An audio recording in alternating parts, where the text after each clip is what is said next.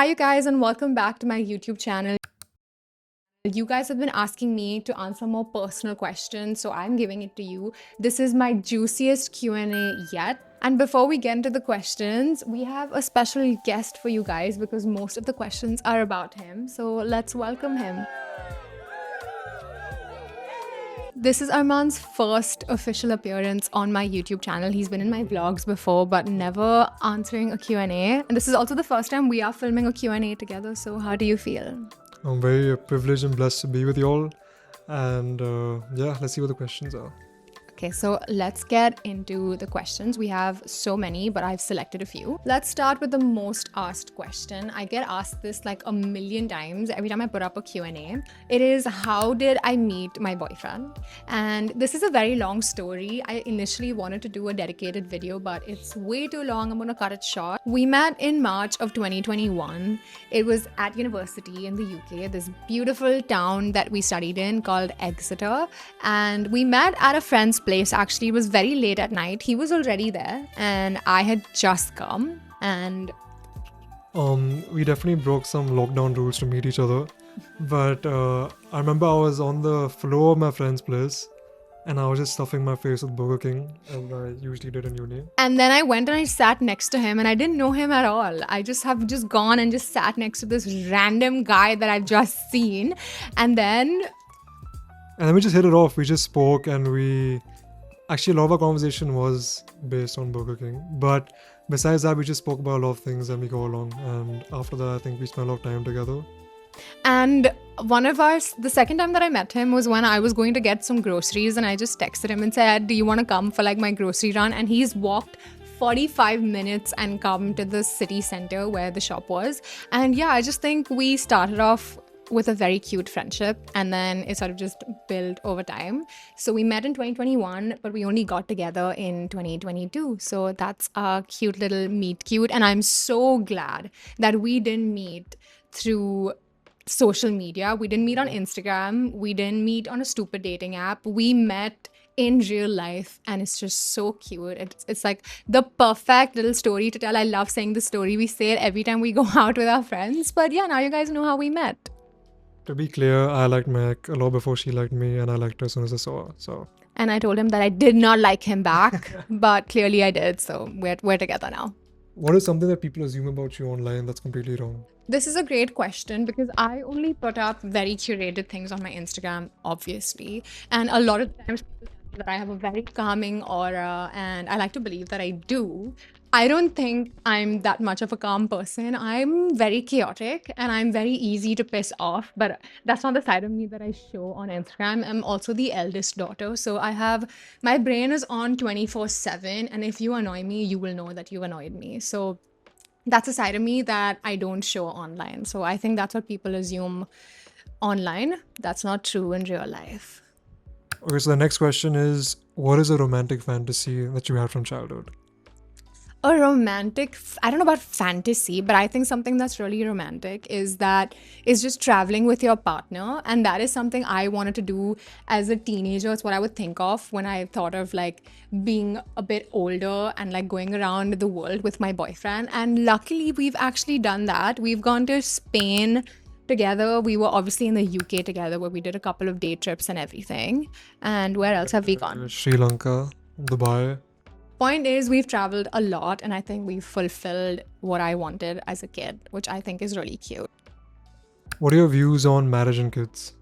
So this is very interesting because until I was like, I'm going to say 19 or 20, I didn't really care about having like a wedding. I just feel like it was an institution, and it is an institution, and I didn't want to sort of be tied to that. And even with kids, obviously I do want kids, but the way that the world is right now, I do get scared to have kids. But I think after being with Arman, and I don't know, I just feel like I'm really excited to start that chapter. A lot of you guys keep asking me if I'm engaged. Guys, not yet, but soon. So I think I'm excited, and I think it's a choice. So I'm gonna figure it out as we go. We're gonna figure it out, but it'll happen. So that's the only view I have right now. I don't really have a narrowed down answer for that. I've let Arman go and just do his own thing, and I'll call him back when we have more questions about him. But let's answer some of the questions that you guys have about me. One of the most asked questions that I still get is how I got into content and my life before that. I actually have a dedicated video for this, guys. I'm gonna keep it here in case you just want to hop onto that and listen to that. I tell you everything in detail about how I got into content, how I started creating content, how I started reaching out to brands, all of it. It's there. You should go watch it. Another one is, how do I identify two-faced girls who pretend to be your friends? Really need help with this. So I've obviously gone through my own experiences with friendships, and I think I have a very small trusted circle of girlfriends because I don't open up very quickly. I wouldn't say that I'm shy or anything, but I'm a very grounded, reserved, and a very picky person. Obviously, I've had my fair share of ups and downs with my friends. I think the biggest indicator that someone's two-faced is when they make you feel good about yourself only at specific points. You don't always feel the most confident around them. There's always like certain tension, and I feel like you just need to trust your gut. You need to pay attention to whether they're showing up for you, and the way that you show up for them, that's the biggest indicator. Do they support you in everything that you do? And if they don't, I feel like you have your answer. So yeah, and I think it's important to just let go of friendships. Just let go of them if they don't serve you. This is so basic, but quality over quantity always. Would love to know your guilty pleasure. Guys, my guilty pleasure has to be McDonald's, like 100%. I'm obsessed with it. I have a habit tracker on my phone, and I had to put in no McDonald's so I can track how many days I've gone without eating McDonald's. It's that bad. Like it's really, really bad. And I'm also really obsessed with chicken lollipop. This is another thing.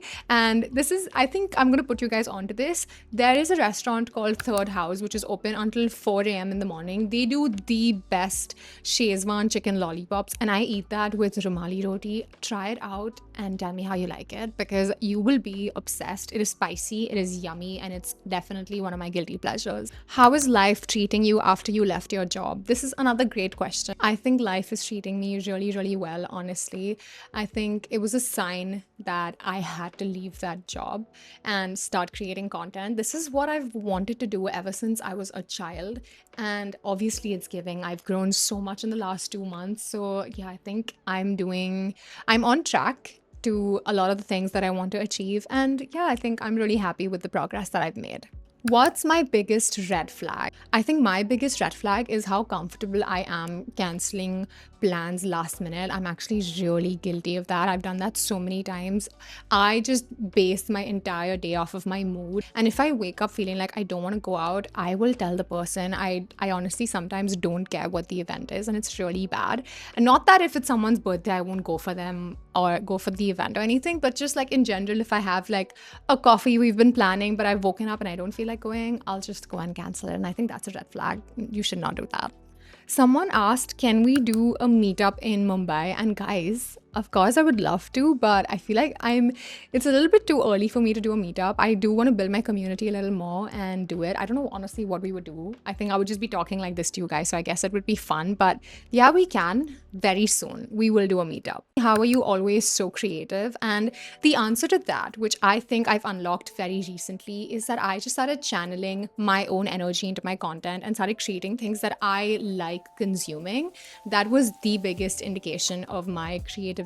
And I think it flows into my content very naturally now, which it didn't. I'm only making videos that I like to watch, and I'm only talking about personal things that I love to talk about. I think it just comes to me very naturally now. And yeah, that's how I'm creative. What's my biggest pet peeve? My biggest pet peeve has to be when someone doesn't have good enough social skills. If they're only talking about themselves, if they're really bad listeners, if they talk about money. So there's a couple actually. I think all of that just ties in together, and I'm just immediately pissed off, and I have no interest in then speaking to the person. The way that you interact with waiters, servers, or just any sort of staff also really matters to me. For my friends, for my partner, all of that I think is a great indication of who you are as a person.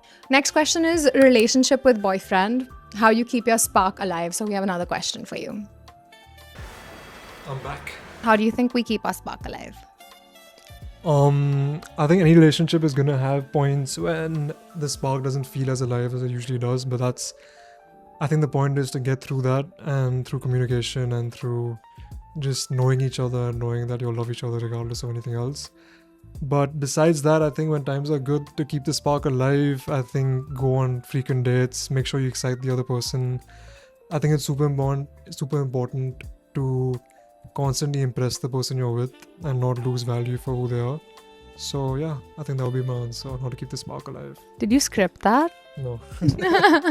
I think it's also really important to just go have fun, like he said. And dates don't always mean dinner dates. We used to do so many different kind of dates when we were staying in London. We did bowling, we played mini golf, went for movies, we did painting at home, we would go for walks, sit in the park. I know a lot of that is very limited here in India. Like, we face that also. So we honestly only end up going for dinners. But I think it's just about the initiative. It's about, even though when like Bombay now so it's different, but for example, to make it different than compared to how it was in the UK, we go for drives over here, or we spend more time with each other's families and so on. So wherever you are, you can keep the spark alive. It's just about figuring out how.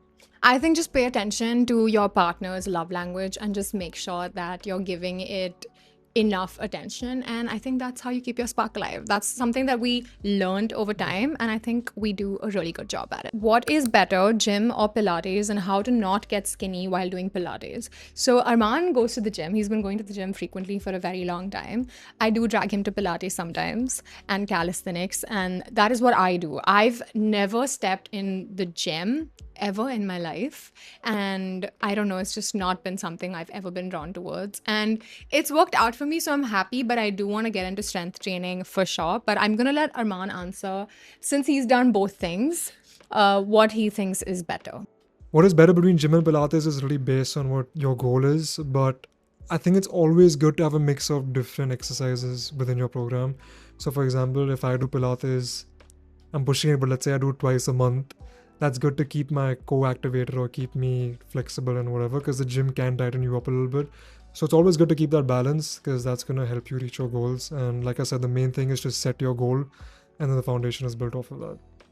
Yeah, I think I agree with that. Also, with Pilates, I've had a very strong foundation in gymnastics ever since I was in school, because I used to do it competitively, and not for so long, but I did do that. And I was always drawn towards very core specific workouts and stuff that helps you with flexibility and mobility. That's just what I wanted, and I get exactly that from Pilates and calisthenics, which is obviously helps you use your body weight, so it makes you really strong. And I'm not sure about how you don't get skinny from not doing Pilates. I did get skinnier doing Pilates, but it also depends on your diet and just honestly your body. I'm not trained enough to give you that answer, but I can only tell you what we like. And yeah, that's everything for today. There will be a part 2, so don't worry about any of the questions that I haven't answered yet. Am I in part 2?